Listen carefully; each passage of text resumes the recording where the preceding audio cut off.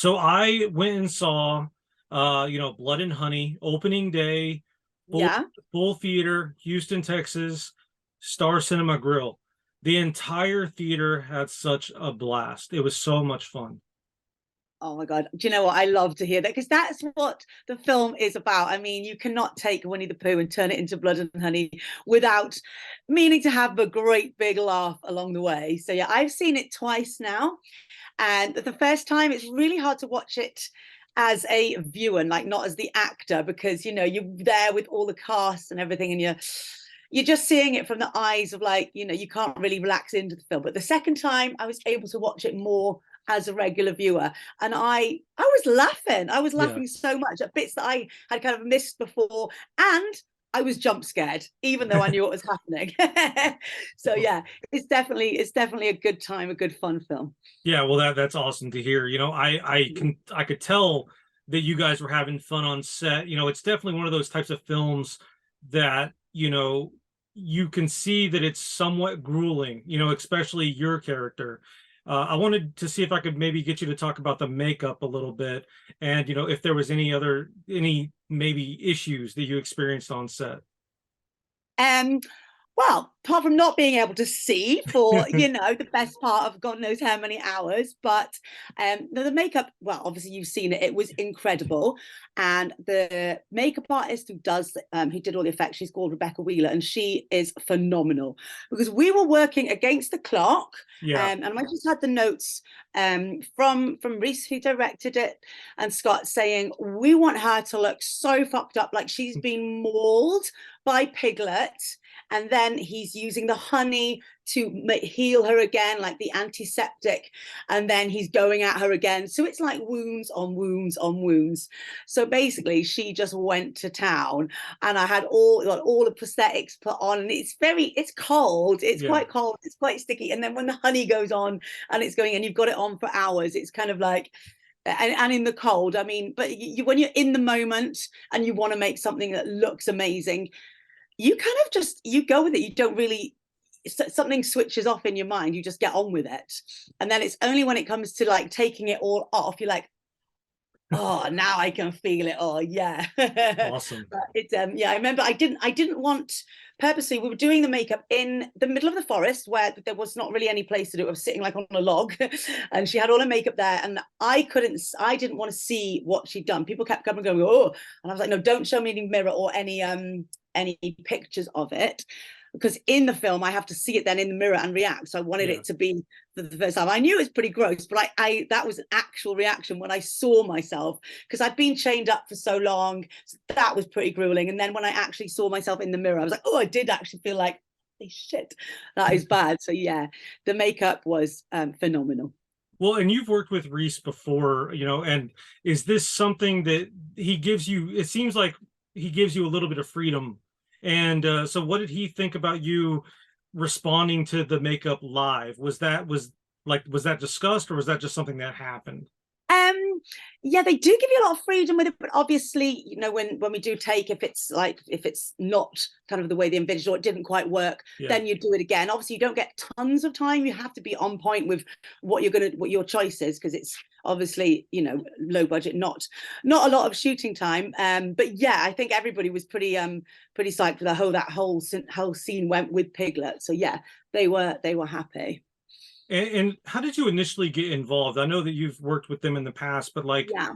but like, did they just hit you up and like send you this script? And what was your initial reaction to being involved with this particular project? Oh, with Winnie the Pooh. Yes. Well, I was actually on set of another film. It was Tooth Fairy, I think, Tooth Fairy Drill to Kill. And Scott was on that set as well. And he told me about Winnie the Pooh and said, do you want to be involved? And he's like, Winnie the Pooh, you're going to have been mauled by Piglet. And when I heard it, I was like, what? Winnie the Pooh? Like, I guess with the because we're so used to it now, it just kind of become, we know this version of Winnie the Pooh. But Yeah. yeah, I was like, oh my God, how can that be possible? Then they explained, with the rights to the character and everything. But yeah, I was pretty shocked, and I was like, oh my God, yes, this is something that I didn't even know what the script was then. I was like, yes, count me in. That sounds epic. But yeah, I was quite surprised because they've done like done one Humpty Dumpty, and they've done sort of other sort of nursery rhymes. But yeah, Winnie the Pooh, it's massive, isn't it? You know, so yeah, I was pretty shocked. Like, and I know these guys, they work really hard. You know, they produce multiple films in a year. And a lot of those projects you're involved with, you know, did this one feel different, like, at all once you guys arrived on set? You know, you see the 100-acre woods, you know, you're like, I'm about to be mauled by Piglet. You know, did it feel different to you at all? It felt, yeah, well, when I saw the location was what first got me really excited, because Scott or Reese sent me a link to where we were going to be filming in those little cabins, and I was like, oh, that looks incredible with all the little what are they called? The silver art. I can't remember what the name of the type of trailers are now, but yeah, with the tree house and the fire pit and everything. I just seeing that, like the link I got sent without the set dressing and everything, yeah, this is going to be epic. And I just think because it was such a different tale, but a different, you know, sort of subject, I think, yeah, everybody could feel excitement. And when we get on the set with, like you said, I've worked with Scott and Reese numerous times. I think I might have done 20, 23 or something films. They will get a lot of the same actors, you know, because they do so many films, they cannot give lots of opportunities to actors, and they will get the same people back if they're a good vibe, if they fit, because, you know, it can be quite like long hours, and, you know, you've got to really get into it. We all gel together, you know, so lots of times we've worked with these people before, and it is just it. I mean, I wouldn't do it if it wasn't such a 20 odd films, because I have the most fun, and the people that I've met when we get there, it's just, yeah, I feel really lucky to be part of this, to be honest, because it's like a whole journey. I think maybe 2.5, 3 years ago I met them, and Scott's ambition was, I'm going to do 100 films before I'm 30, and I was like, 100 films. But when I seen his work ethic, like this guy, like he's so inspiring. He's just constantly working and grinding, working and grinding. Like, I don't know if he ever sleeps, but yeah, it's something great to be part of, honestly. Yeah, and that's kind of what I was referring to as far as like the grueling aspect of it. You know, you have a limited amount of time to get all these shots. And, you know, you guys did return back to set, you know, for a few days to get like pickups and things like that. At that point, was it discussed that this would be a theatrical run, or like when did that become like a known thing amongst the team? Well, I got told when I was on the reshoots. I knew that there was kind of some bigger. I think that it got some interest. Obviously, when they didn't even release a trailer. It was just put on IMDb. You know, like regular films are. There, it's going to be released. Maybe a few stills from the movie. Some I can't remember what horror website picked up on it, ran a little story because the images were pretty, you know.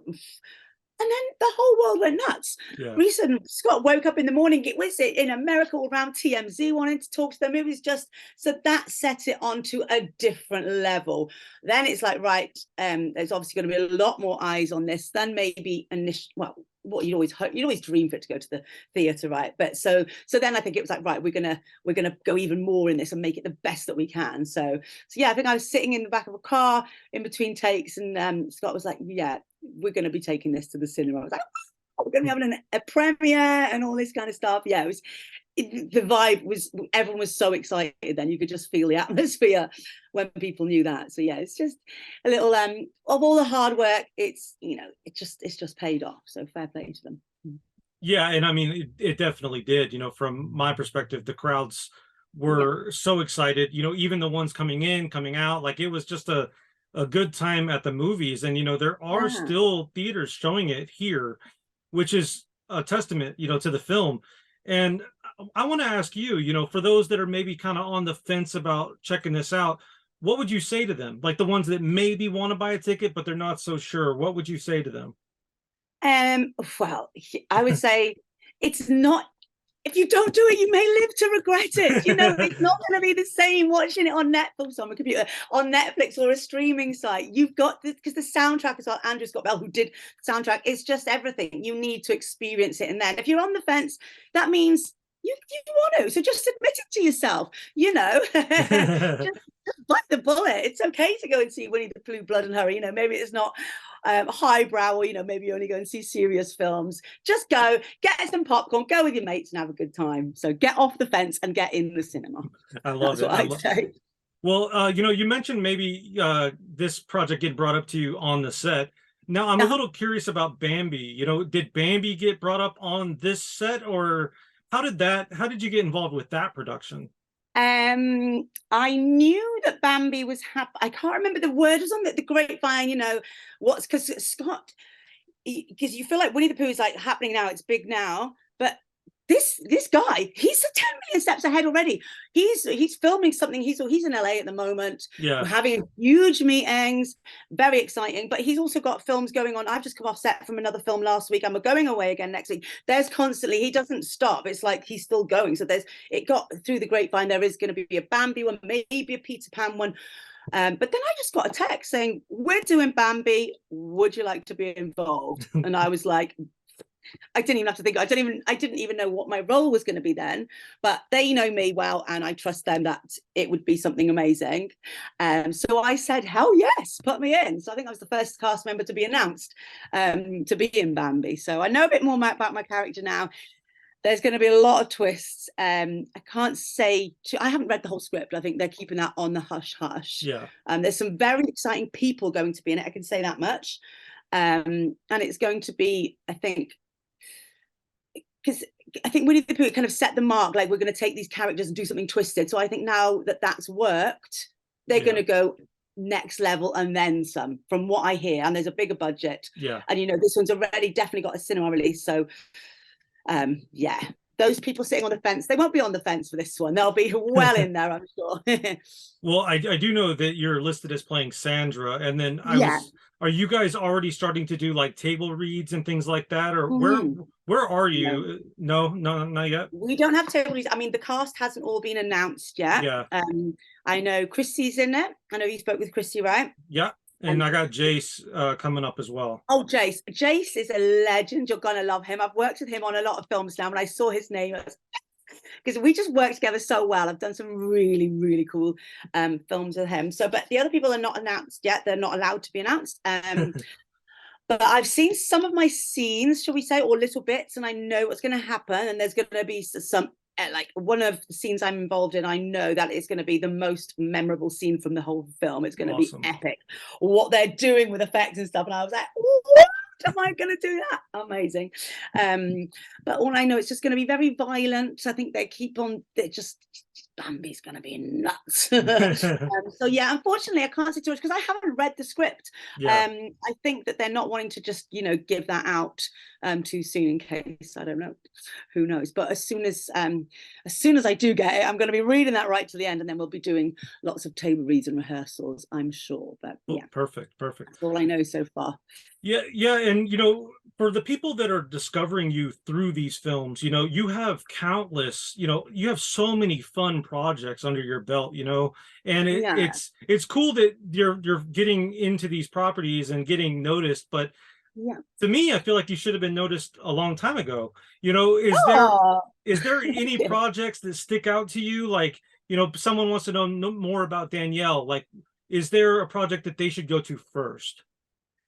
Oh, well, I've done so many now. Which one's good? This one's what I did one just before Christmas, which is not out yet, but I really enjoyed that because I played the lead character in it, and I was just like a CIA detective, and I was an American accent in it as well. But I was I'm basically undercover as a prostitute, these ring of girls taken, and Jace, I hope I'm allowed to say this. I'm sure I am. But he's in that as the bad guy, and he plays the most, because I was speaking with one of the ADs who's on a film I'm doing soon, and he said to me in the message just this morning, I was saying, who's playing this character in an upcoming film? And he said, Jason. I was like, yes, I'm definitely in there. And he said he's still laughing to this day about Jace's performance in this film called Monsternado, because he took that character and did something so brilliant with it.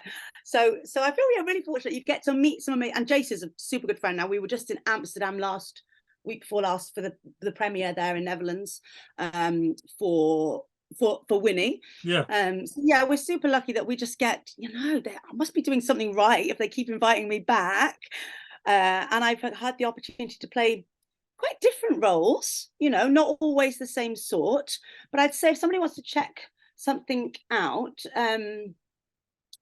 I'm trying to think. The ones that I really like, they're not quite out yet. But Pterodactyl, that was out last year. Yeah. And we're just about to shoot the sequel, which is going to be even more gory.